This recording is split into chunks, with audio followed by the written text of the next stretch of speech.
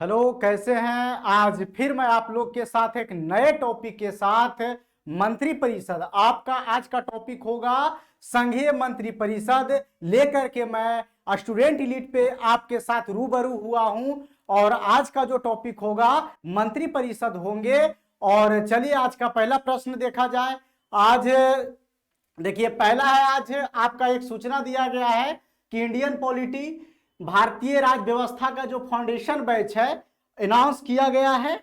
और ये Indian polity का जो फाउंडेशन बैच होगा आपका 30 से 40 क्लास में मेरे द्वारा ही पूरे पॉलिटी को समग्रता से समाप्त किया जाएगा।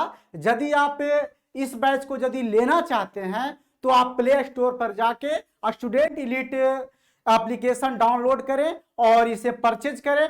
मात्र 251 रुपया में, मात्र 251 रुपया में आप लोगों को यह सुविधा दी गई है। और इंडियन पॉलिटी को समग्रता से हमारे द्वारा और हमारे टीम के द्वारा जो कंटेंट लाए जाएंगे, है ना, बहुत बेहतर कंटेंट लाए जाएंगे।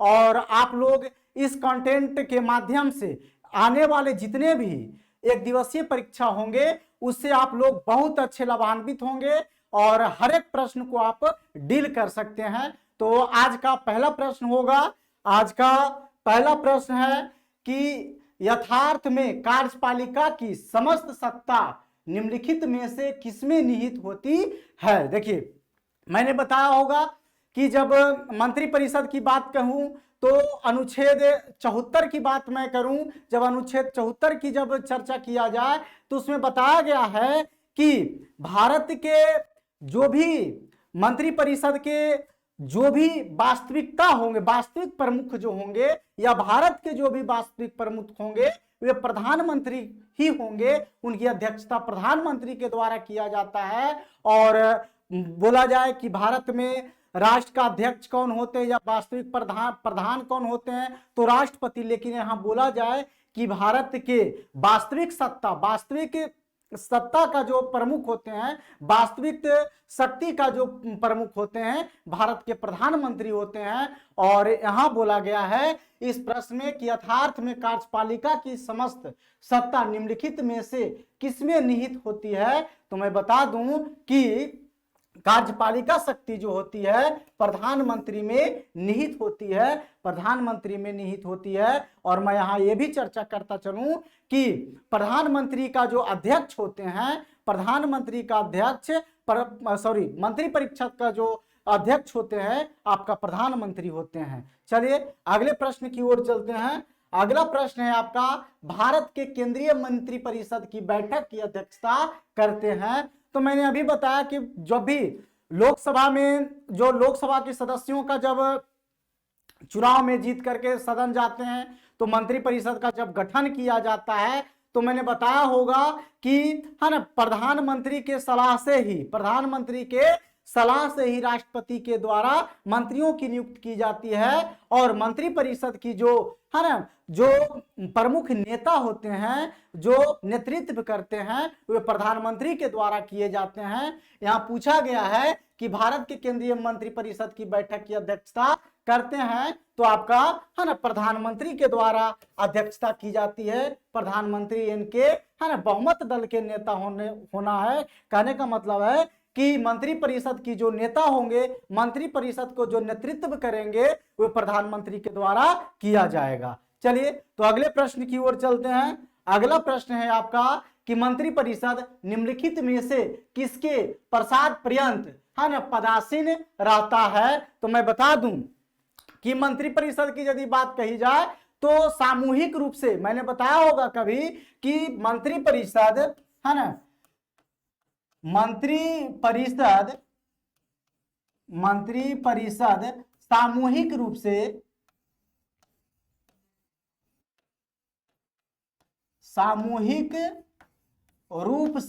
है ना, सामूहिक रूप से लोकसभा के प्रति, किसके प्रति, है ना, लोकसभा के प्रति उत्तरदायी होते हैं, उत्तरदायी होते हैं।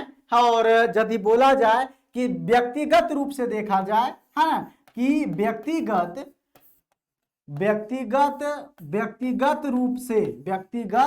रूप से जो मंत्री होते हैं, है ना, मंत्री होते हैं राष्ट्रपति के प्रति, किसके प्रति? राष्ट्रपति के प्रति उत्तरदायी होते हैं, है ना, उत्तरदायी होते हैं, है ना, उत्तरदायी होते हैं। तो आप देख सकते हैं प्रश्न क्या कह रहा है कि मंत्री परिषद निम्नलिखित में से किसके पर प्रसाद प्रयत्न, है ना, पदासीन रहता है? तो आपका है लोकसभा, है ना। कहने का मतलब है जब लोकसभा यदि भंग कर दिया जाए तो मंत्री परिषद खुद ब खुद क्या हो जाएंगे?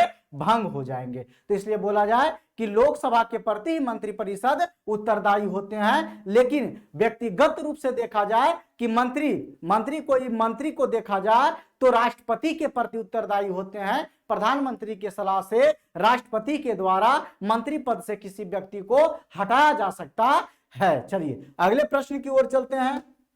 अगला प्रश्न है आपका, कौन व्यक्ति मंत्री परिषद का सदस्य हो सकता है ना। देखिए मैंने क्या बताया था कि मंत्री परिषद का सदस्य कहने का मतलब है मंत्रिमंडल, है ना, मंत्रिमंडल कैबिनेट हो या मंत्री परिषद में सभी लोग अन्य मंत्री, राज्य मंत्री, अन्य मंत्री, है ना, जो होते हैं कैबिनेट का जो मंत्री होते हैं सभी का भागीदारी होना। तो मैंने बताया होगा कभी, है ना, पिछले वाले वीडियो में कि जो भी होंगे, है ना, अनुच्छेद 75 के सब क्लाउज नंबर, है ना, देखिए मैंने कभी चर्चा किया होगा, है ना, कि अनुच्छेद 75 के, है ना, सब क्लाउज नंबर 5 में यह कहा गया है कि यदि कोई व्यक्ति, है ना, यदि कोई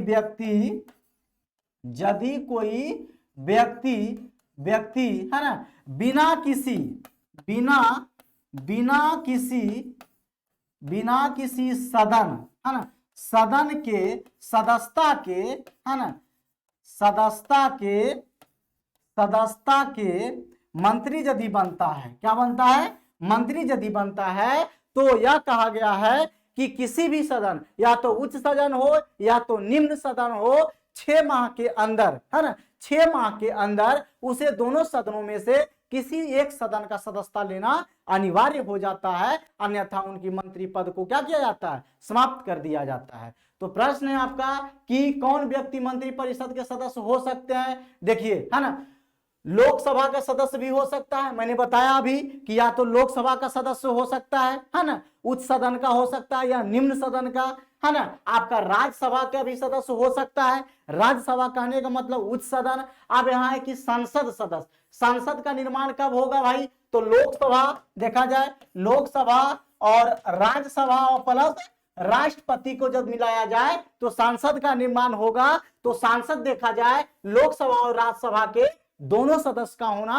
अनिवार्य होता है। कहने का मतलब लोकसभा और राज्यसभा को मिला दिया जाए तो संसद बोला जाता है। तो संसद के किसी भी सदन की यदि सदस्यता किसी व्यक्ति के पास है तो वह मंत्री पद ले सकता है, मंत्री पद ग्रहण कर सकता है। तो ऑप्शन नंबर डी आपका सही आंसर, ऑप्शन नंबर डी आपका सही आंसर। अगले प्रश्न की ओर चलते हैं।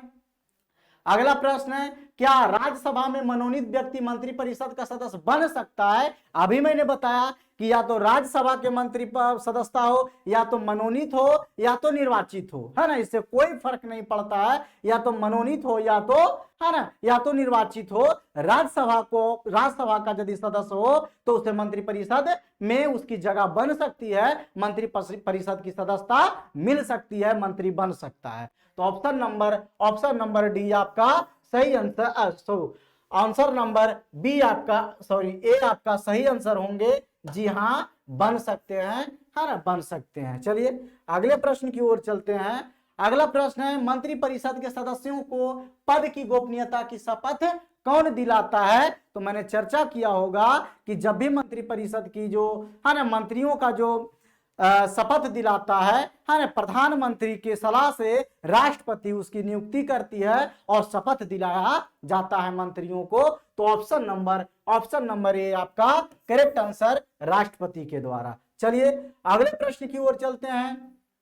अगला प्रश्न है, कोई व्यक्ति संसद के किसी भी सदन का सदस्य हुए बिना केंद्र में कितनी, है ना, सॉरी यहाँ अवधि लिखा गया, अवधि होना चाहिए, है ना, वो, है ना, अवधि तक मंत्री रह सकता है। तो मैंने अभी चर्चा किया होगा, अनुच्छेद 75 के सब क्लाउज नंबर 5 में यह व्यवस्था की गई है कि यदि कोई व्यक्ति दोनों सदनों में से किसी एक सदन का भी सदस्यता ग्रहण 6 महीना के अंदर करना अनिवार्य हो, यदि 6 महीना के अंदर अनिवार्य नहीं हो सदस्यता ग्रहण करते हैं तो उनकी मंत्री पद समाप्त कर दिए जाते हैं। तो आप देख लीजिए ऑप्शन नंबर बी आपका करेक्ट आंसर होंगे, है ना, ऑप्शन नंबर, है ना, बी। चलिए अगले प्रश्न की ओर चलते हैं कि मंत्री परिषद में सम्मिलित होते हैं। तो मैंने अभी चर्चा किया होगा कि मंत्री परिषद में, है ना, आपका कैबिनेट मंत्री होंगे, है ना, आपका उप मंत्री होंगे,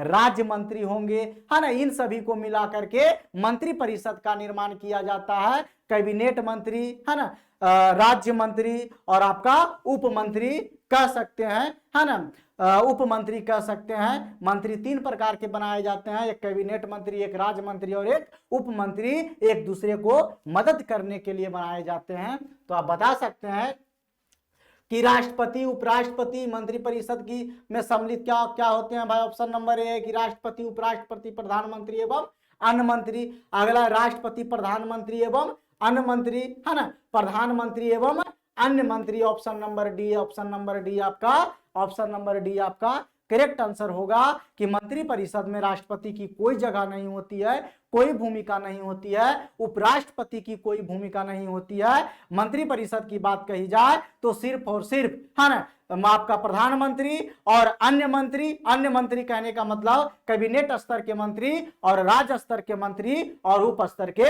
मंत्री भाग लेते हैं। चलिए अगले प्रश्न की ओर चलते हैं। अगला प्रश्न होगा आपका कि मंत्री परिषद में मंत्रियों की संख्या, है ना, मंत्रियों की संख्या मंत्रिमंडल के समान होती है। गलत है आपका, है ना, मंत्रिमंडल से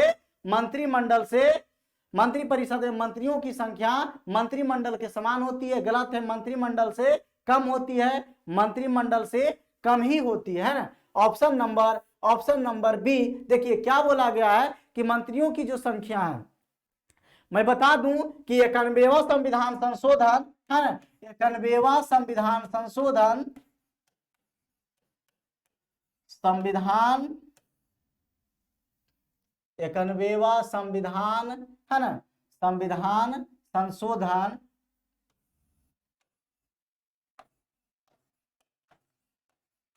संशोधन 2003 में यह व्यवस्था किया गया है। 2003 में यह व्यवस्था किया गया है कि, है ना, कुल सीटों का, है ना, कुल सीटों का, किसका सीटों का, तो लोकसभा के कुल सीटों का 15% से अधिक मंत्री नहीं बन सकते हैं। 15% से अधिक मंत्री नहीं बन सकते हैं, है ना, नहीं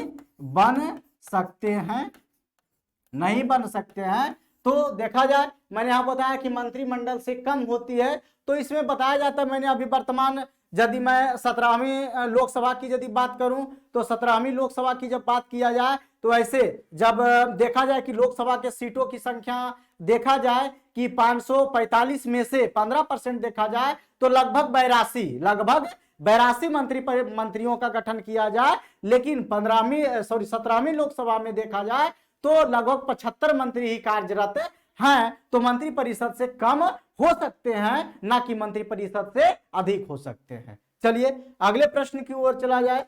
अगला प्रश्न है आपका कि मंत्री परिषद में कितने स्तर के मंत्री होते हैं। तो मैंने अभी चर्चा किया कि मंत्री परिषद में 3 स्तर के मंत्री होते हैं। पहला होता है कैबिनेट, क्या होता है ना, कैबिनेट स्तर मंत्री होता है ना, कैबिनेट स्तर मंत्री के स्तर के मंत्री, है ना, कैबिनेट स्तर के मंत्री होंगे। दूसरा होंगे, है ना, राज्य स्तर के मंत्री होंगे, राज्य स्तर के मंत्री। और दूसरा होते हैं स्वतंत्र प्रभार, है ना, स्वतंत्र प्रभार मंत्री, स्वतंत्र प्रधान है ना, स्वतंत्र है ना, कहाँ है, स्वतंत्र प्रभार, है ना, प्रभार मंत्री, है ना, प्रभार मंत्री होते हैं। मैं यदि सभी पे चर्चा कर लूं तो कैबिनेट स्तर की मंत्री जो होते हैं, है ना, डायरेक्ट देखा जाए तो प्रधानमंत्री के साथ कोई भी, है ना, कोई भी मुद्दा पे, कोई भी, है ना, विधेयक पे वो डायरेक्ट प्रधानमंत्री के साथ मीटिंग किया जाता है कैबिनेट स्तर के मंत्री के द्वारा।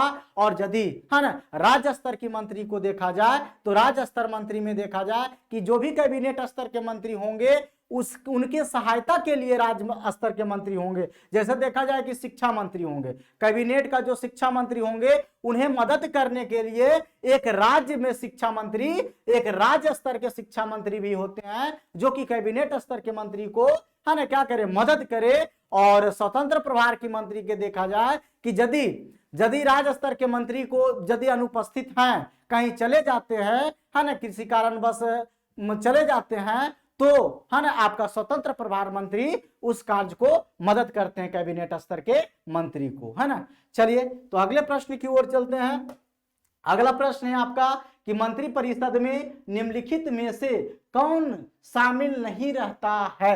देखिए मैंने क्या बताया कि मंत्री परिषद में कौन शामिल नहीं रहता है, तो मंत्री परिषद में आपका क्या है ना, आपका कैबिनेट मंत्री होते ही हैं, मैंने अभी चर्चा किया, है ना, राज्य स्तर के मंत्री भी होते हैं, उप मंत्री भी होते हैं, जिसको मैंने अभी बताया कि स्वतंत्र प्रभार मंत्री को ही उप मंत्री कहा जाता है। लेकिन, है ना, संसदीय सचिव की यदि बात कही जाए तो संसदीय सचिव, है ना, इसमें नहीं होते हैं। संसदीय सचिव जो होते हैं संसद के सचिव कार्य के लिए, है ना, उनके सेक्रेटरिएट, है ना, सचिवालय में वो एक प्रकार के आईएएस अधिकारी होते हैं, ना कि वो मंत्री होते हैं। तो ऑप्शन नंबर डी आपका सही आंसर होंगे। चलिए अगले प्रश्न की ओर चलते हैं। अगला प्रश्न है कि मंत्री परिषद में वरीयता की दृष्टि से मंत्रियों का सही कर्म क्या होगा। तो मैंने अभी लिखा था, क्या लिखा था कि सबसे पहले कौन होंगे, कैबिनेट स्तर के मंत्री होते हैं सबसे ऊपर, है ना, कैबिनेट स्तर के मंत्री होंगे, है ना, कैबिनेट स्तर के मंत्री इसके बाद होंगे, है ना, राज्य स्तर के मंत्री, राज्य स्तर के मंत्री होंगे, राज्य स्तर के मंत्री होंगे। इसके बाद स्वतंत्र प्रभार, है ना, स्वतंत्र प्रभार मंत्री होंगे, स्वतंत्र प्रभार मंत्री या उप मंत्री कह सकते हैं, उप मंत्री होंगे। तो आप कर्म सही से मिला सकते हैं कि कौन होंगे। सबसे पहला कौन होगा, कैबिनेट स्तर के मंत्री होंगे, फिर कौन होंगे, राज्य स्तर के मंत्री होंगे, फिर आपका कौन होंगे, उप स्तर के मंत्री होंगे। तो आप बता सकते हैं कि ऑप्शन नंबर ए आपका करेक्ट आंसर है। चलिए अगले प्रश्न की ओर चलते हैं। अगला प्रश्न है कि मंत्री परिषद व्यक्तिगत रूप से उत्तरदायी होते हैं। तो मैंने अभी चर्चा किया होगा कि यदि सामूहिक रूप से देखा जाए तो मंत्री परिषद लोकसभा के प्रति उत्तरदायी होते हैं, लेकिन व्यक्तिगत रूप से देखा जाए मंत्री परिषद को, है ना, तो वह राष्ट्रपति के प्रति उत्तरदायी होते हैं। तो ऑप्शन नंबर ए आपका correct answer, option number A आपका करेक्ट आंसर। अगले प्रश्न की ओर चलते हैं।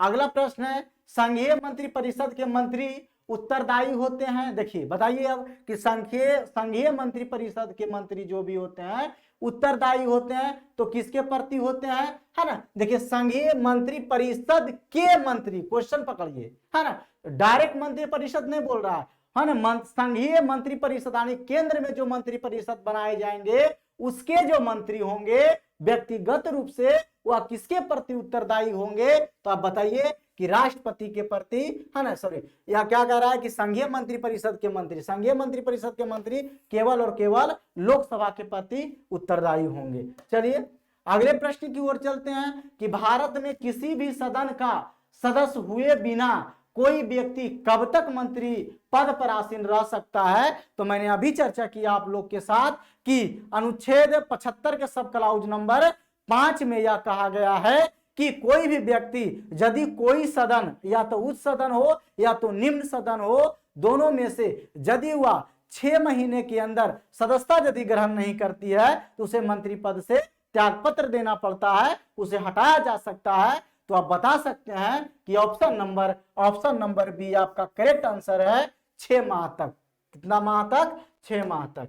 अगले प्रश्न की ओर चलते हैं कि भारत में वह मंत्री जो संसद के दोनों सदनों में से किसी सदन का सदस्य नहीं है उसे मंत्री के पद से मुक्त हो जाना पड़ता है। वही क्वेश्चन रिपीट किया है। ऑप्शन नंबर ए आपका सही आंसर। चलिए अगला प्रश्न है आपका कि भारतीय संविधान के है ना निम्नलिखित प्रावधानों में से कौन सा प्रावधान मंत्री परिषद की नियुक्ति तथा पदच्युत को विवेचित करता है? तो मैंने अभी बताया होगा कि अनुच्छेद 75 की यदि बात कही जाए तो टोटल सब क्लाउज है ना 1 2 3 4 5 75 के 4-5 सब क्लाउज में ही दिया गया है कि किस तरह से मंत्रियों का है ना शपथ दिलाया जाए, मंत्रियों का नियुक्ति किया जाए, मंत्रियों को पदच्युत किया जाए, मंत्री को कैसे हटाया जाए। तो अनुच्छेद 75 में वर्णित किया गया है। ऑप्शन नंबर डी आपका सही आंसर है। यदि ऑप्शन नंबर बी सी का हम चर्चा करें,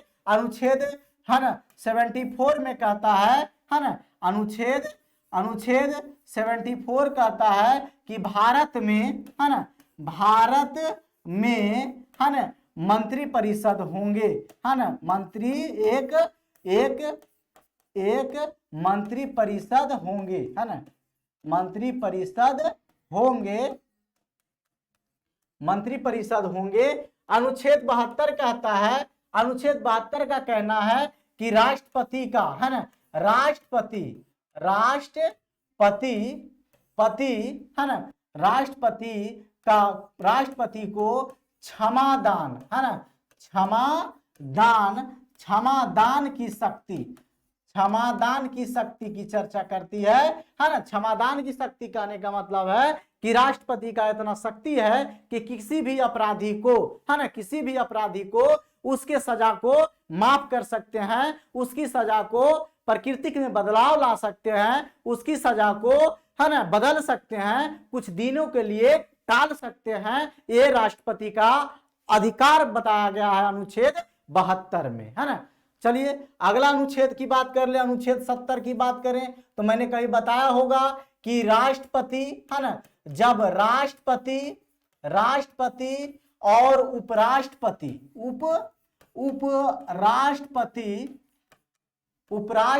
के पद यदि खाली हो, है ना के पद एक ही समय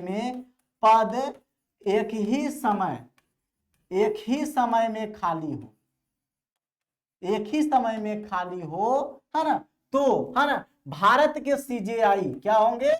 सीजेआई कार्यवाहक राष्ट्रपति के है ना राष्ट्रपति के तौर पर कार्य करेंगे, है ना। अनुच्छेद 70 कहता है कि यदि भारत के राष्ट्रपति और उपराष्ट्रपति का पद एक ही समय में यदि खाली हो तो भारत के सीजेआई है ना भारत के मुख्य न्यायाधीश जो होंगे वे कार्यवाहक राष्ट्रपति के रूप में कार्य करेंगे। चलिए अगले प्रश्न की ओर चलते हैं। अगला प्रश्न है कि भारतीय संविधान के अनुच्छेद 74 और 75 किन विषयों पर विचार है? तो मैंने अभी बताया होगा कि मंत्री परिषद अनुच्छेद 74 में मंत्री परिषद की चर्चा की गई है और अनुच्छेद 75 में यह कहा गया है कि भारत में मंत्री परिषद के सलाह के लिए एक प्रधानमंत्री की नियुक्ति राष्ट्रपति के द्वारा किया जाएगा। तो मंत्री परिषद में देखा जाए तो मंत्री और प्लस प्रधानमंत्री की भूमिका होती है ना। तो आपका कौन सा हो जाएगा? ऑप्शन नंबर ए मंत्री परिषद की गठन है ना मंत्री परिषद के बारे में चर्चा किया गया है अनुच्छेद 74 और 75। अगले क्वेश्चन की ओर चलते हैं कि संघीय मंत्री परिषद अपने आचरण के लिए किसके प्रति उत्तरदायी होते हैं? संघीय मंत्री परिषद बार बार मैं रिपीट कर रहा हूं कि यदि सामूहिक तौर से मंत्री परिषद की बात कही जाए तो वह लोकसभा के प्रति उत्तरदायी होते हैं, लेकिन कोई मंत्री व्यक्तिगत रूप से देखा जाए तो वह राष्ट्रपति के प्रति उत्तरदायी होते हैं। तो ऑप्शन नंबर बी आपका करेक्ट आंसर होंगे। और अगले प्रश्न की ओर चलते हैं। अगला प्रश्न है मंत्री परिषद है मंत्रिपरिषद क्या है भाई? तो मंत्रिपरिषद के बारे में मैंने चर्चा किया होगा कि राज्य है ना, कैबिनेट स्तर के मंत्री होंगे, अन्य मंत्री होंगे, प्रधानमंत्री भी उसके साथ में होंगे, है ना।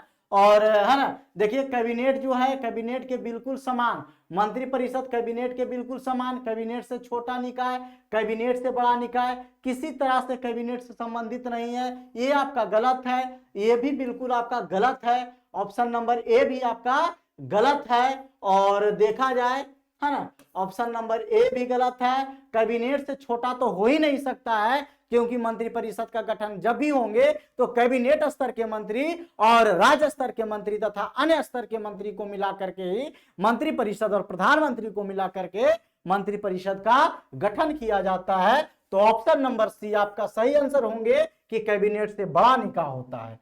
चलिए अगले प्रश्न की ओर चलते हैं। अगला प्रश्न है, भारत में मंत्रिपरिषद के अधिकतर सदस्य लिए जाते हैं। तो देखिए अधिकतर की बात रही, अधिकतर कहने का मतलब है अधिकांश, ऑलमोस्ट देखा जाए तो लोकसभा के सदस्य को ही मंत्री बनाया जाता है ना, लोकसभा के सदस्य को ही मंत्री बनाया जाता है। तो आप बता दीजिए कि ऑप्शन नंबर ए आपका करेक्ट आंसर है। ऑप्शन नंबर ए आपका करेक्ट आंसर है। चलिए और अगले प्रश्न की ओर चलते हैं कि मंत्रिमंडल का गठन कौन करता है। तो मंत्रिमंडल का गठन है ना सभी मंत्रियों के द्वारा किए जाते हैं। मैंने अभी चर्चा किया कि वह मंत्रिमंडल जो होंगे, है ना, मंत्रिमंडल में जो भी कैबिनेट स्तर के मंत्री होंगे, मंत्रिमंडल का गठन किया जाएगा, है ना, मंत्रिमंडल का गठन किया जाएगा, है ना। तो सिर्फ केंद्रीय, है ना, मंत्रीगण जो होंगे, है ना, केंद्रीय मंत्रिमंडल कहने का मतलब कैबिनेट स्तर का मंत्री,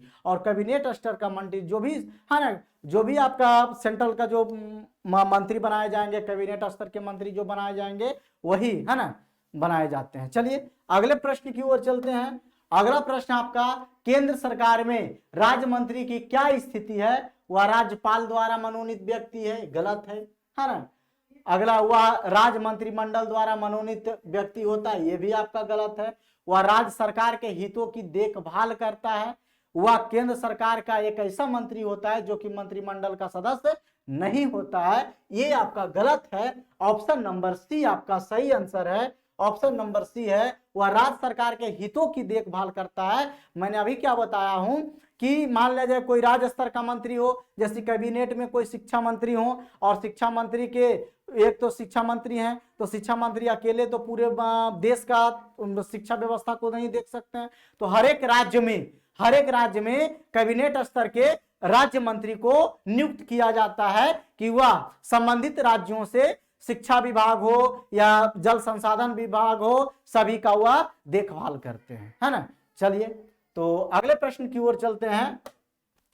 और अगला प्रश्न है कि स्वतंत्रता के पश्चात मंत्रिपरिषद के खिलाफ पहला अविश्वास प्रस्ताव कब लाया गया था? तो मैं बता दूं कि पहला अविश्वास प्रस्ताव madam Gandhi, iron lady Indira Gandhi के समय 1975 में लाया गया, 1975 में लाया गया था। चलिए अगले प्रश्न की ओर चलते हैं।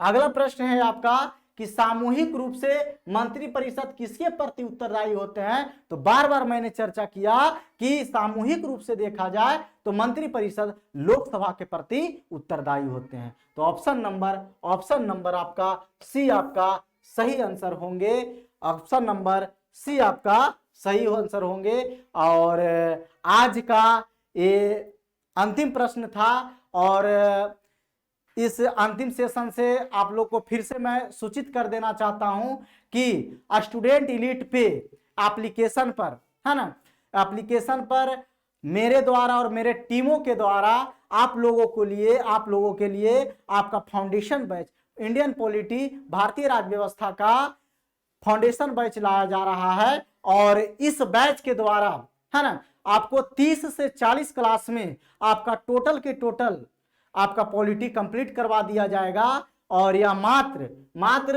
251 में, है ना, प्रोवाइड किए जा रहे हैं, जिसमें आपको लाइव क्लासेस दिए जाएंगे, है ना, फ्री पीडीएफ नोट्स दिए जाएंगे, और 12 महीना का वैलिडिटी है। कहने का मतलब 1 साल तक आप उस वीडियो को चाहें तो जितना बार देख सकते हैं, 10 बार, 20 बार, 50 बार, जितने भी बार देख सकते हैं। तो जो भी आप लोग यदि पॉलिटिका फाउंडेशन बैच करना चाहते हैं, यदि इच्छुक हैं, तो आप प्ले स्टोर पे जाइए और स्टूडेंट एलीट आपको आप डाउनलोड कीजिए और आप लोग इनरोल होइए। और इस बैच का बहुत ही जल्द घोषणा किया जाएगा, यानी एज सुन एज लगभग होली के तुरंत बाद आप लोग के साथ में पॉलिटिका फाउंडेशन बैच लेकर के आऊंगा। और इस तरह से आज का टॉपिक समाप्त हुआ और कल फिर मैं एक नए टॉपिक के साथ मिलूंगा।